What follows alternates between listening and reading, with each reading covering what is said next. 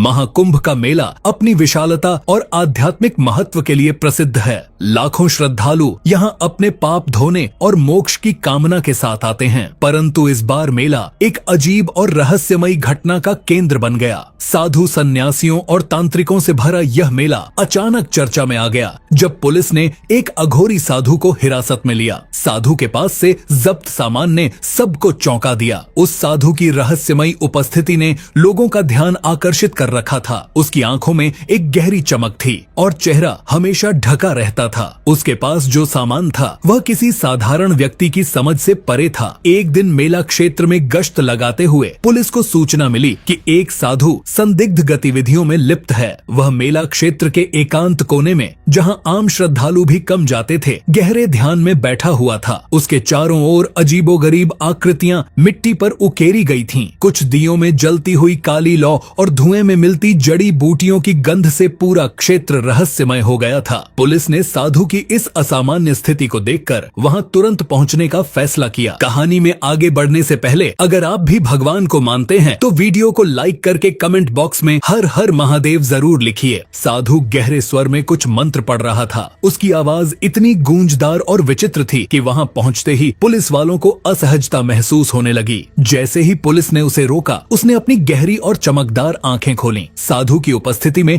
एक अजीब सा आकर्षण और भय था। तुम क्या कर रहे हो यहाँ? पुलिस अधिकारी ने कड़कते हुए पूछा। साधु ने शांत स्वर में उत्तर दिया, यह मेरी साधना है। यह स्थान, यह मेला और यह समय, यह सब मेरे अनुष्ठान का हिस्सा हैं। मैं जो कर रहा हूँ वह मेरे जीवन का सत्य है। आप इसे नहीं समझ पाएंगे। पुलिस ने उसकी बातों को अनसुना करते हुए कहा, तुम्हें थाने चलना होगा। यहाँ जो कुछ भी चल रहा है हमें इसकी जांच करनी होगी। साधु ने न तो विरोध किया और न ही भय दिखाया। उसने बस अपनी आंखों से पुलिस को देखा और कहा, जो भी करोगे सोच समझ कर करना। यह शक्ति तुम्हें स्वीकार कर भी सकती है और ठुकरा भी सकती है। पुलिस ने उसे घेर लिया और उसके पास मौजूद सामान की तलाशी लेना शुरू कर दी। उसके पास एक बड़ा सा थैला था जो दिखने में साधारण था, लेकिन उसका वजन और आकार किसी रहस्यमयी चीज की ओर इशारा कर रहा था। जब पुलिस ने थैले को खोला तो उसकी सामग्री देखकर सभी चौंक गए। थैले में कुछ पुरानी और फटी हुई किताबें थीं, जिनके पन्ने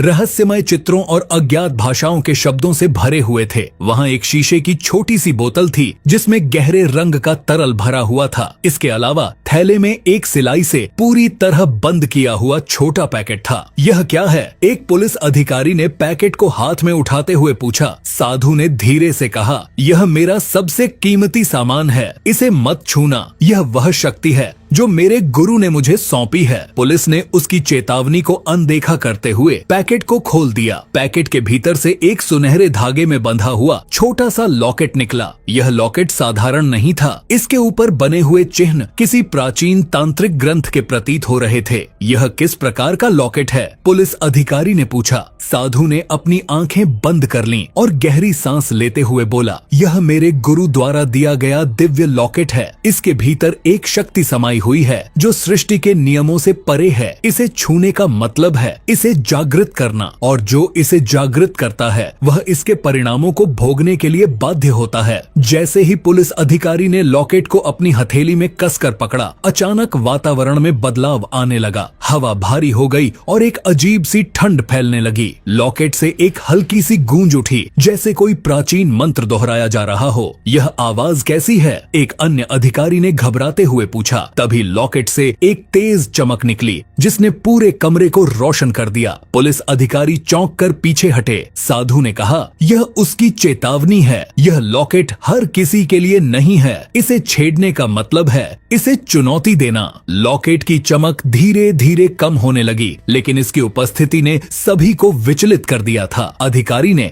इसे फिर से पैकेट में रखने की कोशिश की, लेकिन जैसे ही उन्होंने ऐसा किया, लॉकेट हवा में तैरने लगा। यह दृश्य किसी चमत्कार से कम नहीं था। यह क्या हो रहा है? एक अधिकारी ने हकलाते हुए पूछा। साधु ने मुस्कुराते हुए कहा, अब यह जागृत हो चुका है। तुमने इसे छूकर इसे सक्रिय कर दिया है। अब यह शक्ति तुम्हारे आसपास रहेगी। तुमने जो किया है उसके परिणाम तुम्हें भुगतने होंगे। अचानक लॉकेट से एक गहरी आवाज आई जो किसी अनजानी भाषा में कुछ कह रही थी। लगी। यह आवाज सुनकर सभी अधिकारियों के चेहरे का रंग उड़ गया। आवाज धीरे धीरे तेज होती गई और पूरे कमरे में गूंजने लगी। साधु ने फिर कहा, यह शक्ति किसी साधारण व्यक्ति के बस की बात नहीं। इसे संभालने के लिए आत्मा का शुद्ध होना आवश्यक है, लेकिन अब यह तुम्हारे साथ रहेगा जब तक यह अपने नए स्वामी को स्वीकार न कर ले। पुलिस अधिकारी अब घबराए हुए थे। उन्होंने लॉकेट को वापस साधु को देने की कोशिश की, लेकिन साधु ने सिर हिलाते हुए कहा, यह अब मुझे स्वीकार नहीं करेगा। यह तुम सबका है। तुम्हें इसे समझने और इसकी परीक्षा देने के लिए तैयार रहना होगा। इस पूरी घटना ने पुलिस को गहरे सदमे में डाल दिया। साधु ने अंत में कहा, अब यह शक्ति तुम्हारे जीवन का हिस्सा है। इसे अपनाना होगा, नहीं तो यह तुम्हें समाप्त कर देगी।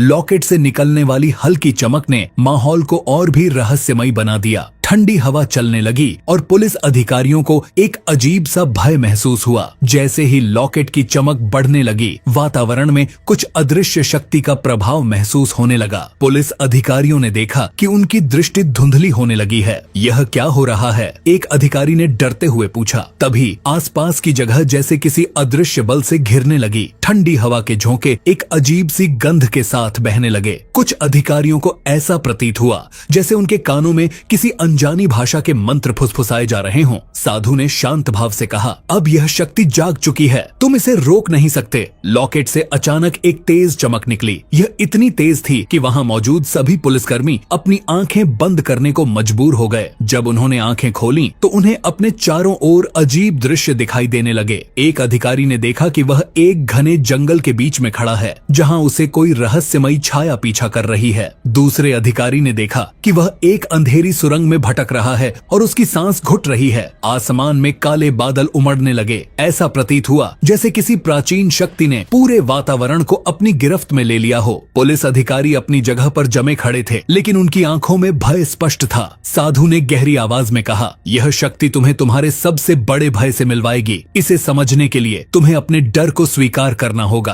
तभी एक अधिकारी ने हिम्मत जुटाकर कहा, हम इसे वापस तुम्हें देना चाहते हैं, इसे अपने पास रखो। लेकिन जैसे ही उसने लॉकेट को साधु की ओर बढ़ाया, अचानक हवा में एक जोरदार गूंज सुनाई दी। लॉकेट ने एक बार फिर चमकते हुए खुद को हवा में उठा लिया। फिर वह धीरे धीरे वहां से गायब हो गया। पूरा माहौल एक अजीब सी शांति में डूब गया, लेकिन उस शांति में भी डर समाया हुआ था। साधु ने धीमे स्वर में कहा, यह अब वापस अपने स्थान पर चला गया है। तुम इसे रोक नहीं सकते थे और न ही इसकी शक्ति को समझ सकते थे। पुलिस अधिकारी घबराए हुए थे। लॉकेट का गायब होना उनके लिए एक पहेली बन गया। उन्होंने साधु से जवाब मांगा, लेकिन वह सिर्फ मुस्कुराता रहा। यह सब क्या था? इंस्पेक्टर कुमार ने पूछा। साधु ने उत्तर दिया, यह एक ऐसी शक्ति है जो केवल उसे स्वीकार करती है जो इसके योग्य हो। अब यह तुम्हारे लिए खत्म हो गया, लेकिन यह हमेशा के लिए नहीं गया है। यह अपनी ऊर्जा किसी और स्थान पर पहुंचा चुका है। साधु की बातों ने सभी को और भी अधिक बेचैन कर दिया।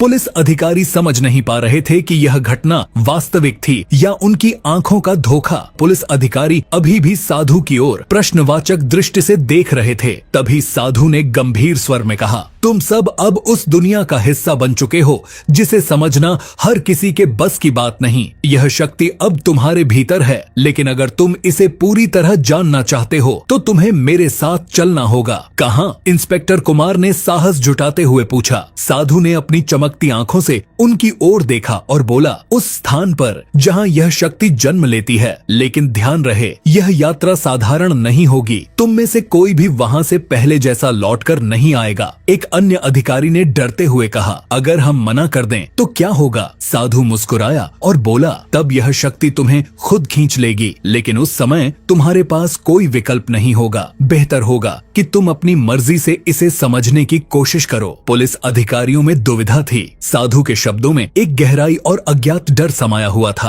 अंततः इंस्पेक्टर कुमार ने निर्णय लिया, हम तुम्हारे साथ चलेंगे। यह जानना जरूरी है कि हम किस चीज का सामना कर रहे हैं। अगर यह सचमुच खतरनाक है तो हमें इसे रोकना होगा। साधु ने एक गहरी सांस ली और धीरे से बोला, तो फिर चलो। लेकिन याद रखना, जो तुम देखोगे वह तुम्हारी कल्पना से परे होगा। तुम्हें अपनी आत्मा का सामना करना होगा। साधु ने जंगल की ओर इशारा किया। पुलिस अधिकारी उसके पीछे चल पड़े। जैसे जैसे वे आगे बढ़े, रास्ता घना और अंधकारमय होता गया। वातावरण में एक अजीब सी ठंडक फैलने लगी। पेड़ों के बीच से आती रहस्यमयी आवाजें उनके मन में डर पैदा कर रही थीं। क्या हम सही कर रहे हैं? एक अधिकारी ने फुसफुसाते हुए पूछा। इंस्पेक्टर कुमार ने दृढ़ता से कहा, हमें यह जानना होगा, कोई और रास्ता नहीं है। साधु ने उनकी ओर मुड़कर कहा, डरो मत, तुम जिस दुनिया में कदम रख रहे हो वहाँ भय ही तुम्हारा सबसे बड़ा दुश्मन होगा। अगर तुमने इसे पार कर लिया तो यह शक्ति तुम्हारी हो जाएगी, लेकिन अगर तुम हार गए तो यह तुम्हें हमेशा के लिए निगल लेगी। जैसे जैसे वे जंगल के भीतर बढ़ते गए, माहौल और भी रहस्यमय होता गया। जंगल में प्रवेश करते ही ऐसा लगा जैसे उन्होंने एक अलग ही दुनिया में कदम रख दिया हो। वहाँ की हवा में एक अजीब सी गंध थी, जैसे कुछ पुरानी और खतरनाक ताकतें जागृत हो रही हों। पेड़ों की शाखाएं इतनी घनी थीं कि सूरज की रोशनी जमीन तक पहुंच ही नहीं पा रही थी। पुलिस अधिकारी आगे बढ़ते रहे। जंगल के भीतर की खामोशी इतनी गहरी थी कि केवल उनके कदमों की आवाज सुनाई दे रही थी। रास्ते में कई बार उन्हें अजीब अजीब आवाजें सुनाई दी, जैसे कोई फुसफुसा रहा हो या उनकी हर हरकत पर नजर रख रहा हो। यह जगह तो पूरी तरह भूतिया लगती है, एक पुलिस अधिकारी ने डरते हुए कहा। साधु ने उसकी ओर देखते हुए कहा, यह सिर्फ शुरुआत है। यह जंगल प्राचीन तंत्र शक्तियों का केंद्र है। जो भी यहाँ आता है उसे अपने भीतर की सच्चाई का सामना करना पड़ता है। थोड़ी देर बाद वे एक खुली जगह पर पहुँचे। वहाँ एक खंडहर जैसी संरचना खड़ी थी। इस खंडहर के चारों ओर अजीबोगरीब चिन्ह बने हुए थे। जगह जगह पर मिट्टी के दीप जल रहे थे, जिनकी लौ अजीब सी नीली थी। यह वही स्थान है, साधु ने कहा। यहाँ वह शक्ति रहती है जिसे तुमने लॉकेट में महसूस किया था। यह तुम्हें तुम्हारे सबसे बड़े भय और सच्चाई से परिचित कराएगी। अब से तुम्हारी हर परीक्षा यहीं शुरू होगी। पुलिस अधिकारियों ने घबराकर एक दूसरे को देखा। खंडहर के भीतर प्रवेश करते ही उन्हें महसूस हुआ कि वहाँ की हवा और भी भारी हो गई है। ऐसा लग रहा था जैसे किसी ने उनका पूरा शरीर जकड़ लिया हो। खंडहर के बीचों बीच एक बड़ा सा पत्थर रखा था, जिसके ऊपर अजीबोगरीब चिन्ह उकेरे गए थे।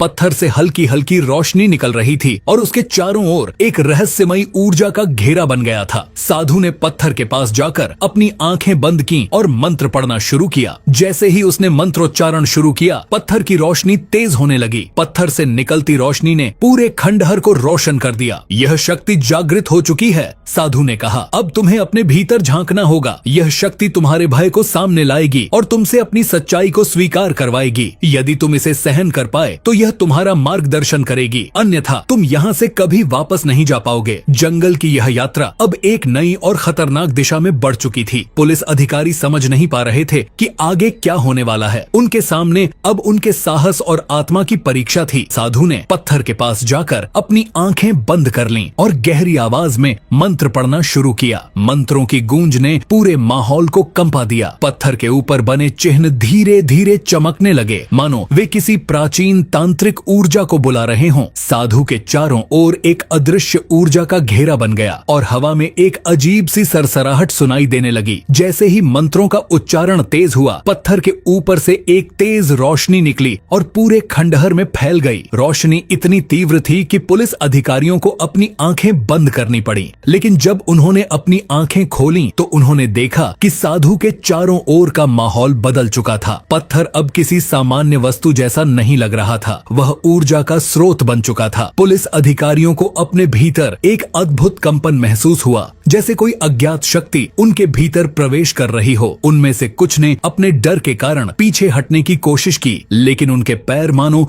जमीन से चिपक गए थे। यह शक्ति तुम्हारे भीतर प्रवेश कर रही है, साधु ने गहरी आवाज में कहा। यह तुम्हें तुम्हारे सबसे बड़े भय और सच्चाई का सामना कराएगी। इसे रोकने का अब कोई उपाय नहीं है। अचानक पत्थर के चारों ओर की रोशनी ने एक आकृति का रूप ले लिया। वह आकृति एक दिव्य और भयानक शक्ति का प्रतीक थी। पुलिस अधिकारियों ने महसूस किया कि वह शक्ति उनके मन और आत्मा को झकझोर रही है। साधु ने कहा, यह वही शक्ति है जिसे तुमने छेड़ा है। अब यह तुम्हारे जीवन का हिस्सा बन चुकी है। इसे नियंत्रित करना तुम्हारे हाथ में है, लेकिन अगर तुम इसे समझने में असफल रहे तो यह तुम्हें नष्ट कर सकती है। कमरे में चारों ओर गूंजती आवाज, रोशनी और अजीब शक्तियों के इस अद्भुत संगम ने पुलिस अधिकारियों को पूरी तरह से हिला कर रख दिया। उनके भीतर अब तक का सबसे बड़ा संघर्ष शुरू हो चुका था, अपने भय और इस अज्ञात शक्ति से सामना सामना करने का। पुलिस अधिकारी खंडहर के भीतर गहरे में गए। वहाँ उन्हें एक कक्ष मिला जिसमें अद्भुत प्रकाश फैल रहा था। यह प्रकाश उनकी आत्मा को झकझोर देने वाला था। कक्ष के बीचों बीच एक प्राचीन प्रतीक वाला मंडल बना हुआ था जो धीरे धीरे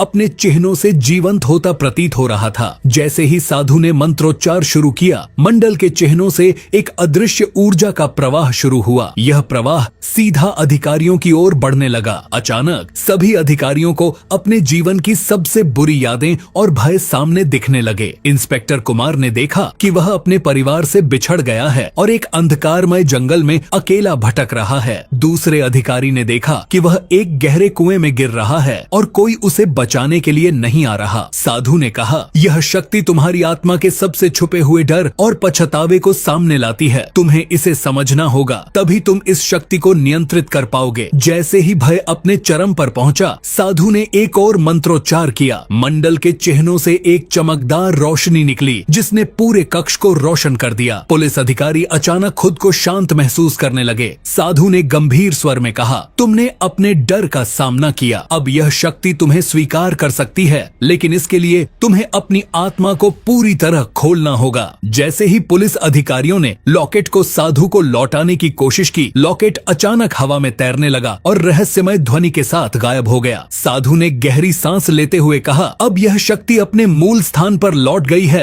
तुम सबने इसे महसूस किया, लेकिन इसे समझा नहीं। साधु के शब्दों के साथ ही पूरा माहौल शांत हो गया, लेकिन यह शांति अस्थायी थी। अधिकारियों को ऐसा लग रहा था जैसे उनके भीतर कुछ बदल गया हो। उनकी आंखों में अभी भी डर और अनिश्चितता के भाव थे। इंस्पेक्टर कुमार ने साधु से कहा, क्या यह सब सच में खत्म हो गया है या यह हमें फिर से सताएगा? साधु ने गंभीर स्वर में उत्तर दिया, यह कभी खत्म नहीं होता। यह शक्ति अब तुम सबका हिस्सा बन चुकी है। यह तुम्हारे सपनों में, तुम्हारे विचारों में और तुम्हारे जीवन के हर पहलू में प्रकट होगी। यह तुम्हें हर उस क्षण याद दिलाएगी जब तुमने इसे छेड़ने की भूल की थी। पुलिस अधिकारी वापस मेला क्षेत्र की ओर लौटने लगे, लेकिन जैसे ही वे वहां से निकलने लगे, जंगल के बीचों बीच एक बार फिर ठंडी हवा का झोंका आया और उनके कानों में धीमे धीमे मंत्रों की गूंज सुनाई देने लगी। यह गूंज उन्हें रोकने के लिए काफी थी। यह खत्म नहीं हुआ। इंस्पेक्टर कुमार ने बुदबुदाते हुए कहा, हमें इसे समझने की जरूरत है। हमें इस शक्ति के पीछे का सच जानना होगा, लेकिन कैसे? साधु अब वहां नहीं था। वह जैसे धुएं की तरह गायब हो गया था। अधिकारी भले ही मेले में लौट आए, लेकिन वे अपने साथ एक ऐसा अनुभव लेकर लौटे थे जो उनके जीवन को हमेशा के लिए बदलने वाला था। महाकुंभ का मेला अपनी रौनक में लौट आया। श्रद्धालु अपनी साधारण दिनचर्या में लग गए, परंतु पुलिस अधिकारियों के लिए यह घटना एक अनसुलझा रहस्य बन गई। क्या उन्होंने एक अनजानी शक्ति को छुआ था या यह केवल उनकी कल्पना थी? यह सवाल उनके मन में गूंजता रहा, लेकिन कहानी यहीं खत्म नहीं होती। कुछ दिनों बाद इंस्पेक्टर कुमार के घर एक रहस्यमयी पैकेट आया जिसमें वही लॉकेट था। साथ में एक चिट्ठी थी जिस पर लिखा था, यह तुम्हारे भाग्य का हिस्सा है, इसे संभालो क्योंकि यह तुम्हें एक नई शुरुआत की ओर ले जाएगा। क्या यह सच में नई शुरुआत थी या यह किसी और अनजानी शक्ति का आगाज? यह रहस्य अभी बाकी था। क्या यह सच था?